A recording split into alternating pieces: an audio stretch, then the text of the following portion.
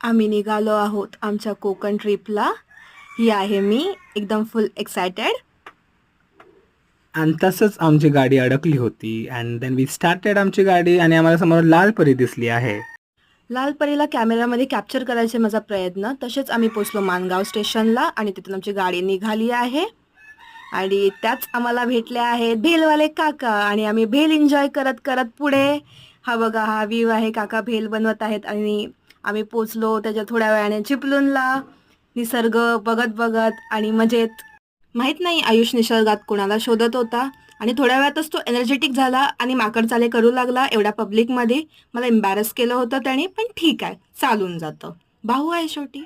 And that's how we reach to Ratnagiri. पुढे आम्ही रत्नागिरीत पोचलो आहे. आमचं सामान वगैरे घेऊन आम्ही स्टेशनच्या बाहेर निघालो आणि हा आहे स्टेशनच्या बाहेरचा व्ह्यू.